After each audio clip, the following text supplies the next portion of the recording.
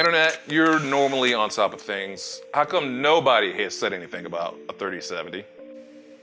The 3000 series of GPUs has been announced from Nvidia. I am in limbo on this PC build, and I'm prepared to take it towards whenever. This is a first world problem. That's how when it's actually going to be put together, because I'm not really on much of a time sink. I do want it before the end of the year, but that's an arbitrary want. I don't know. My big problem is I got caught with B550 motherboards and switching over. Of course, got AMD.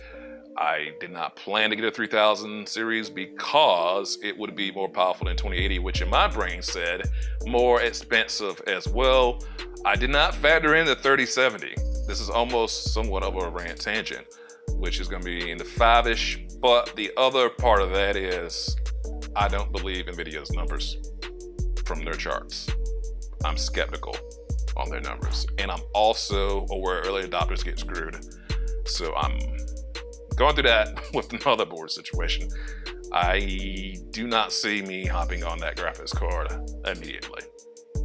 And for what I want to do, that hybrid video gaming is more like 75% video making versus gaming.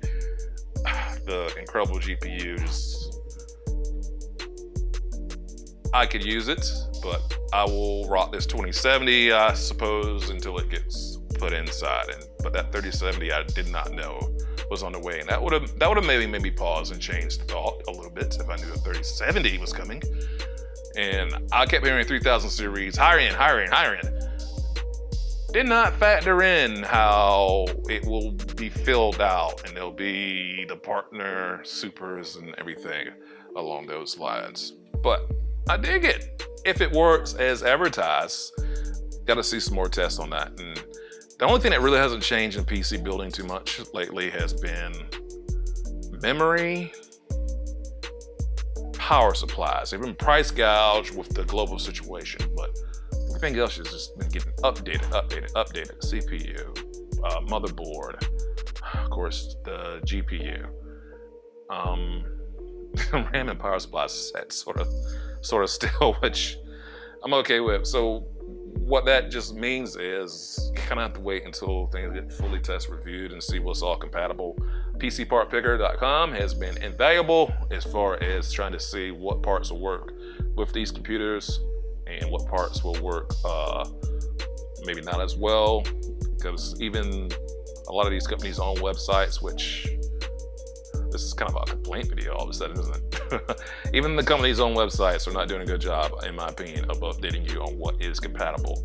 And some are better than others. That's just part of it. So I have high hopes for the 3000 series. High hopes if it lives up to all its charts. Again, I am Yeager, YeagerShots.com. If you like this video, hit that like button, subscribe on YouTube, and subscribe on any of your favorite podcast catchers, Spotify, Apple Podcast, as well as Google Podcast.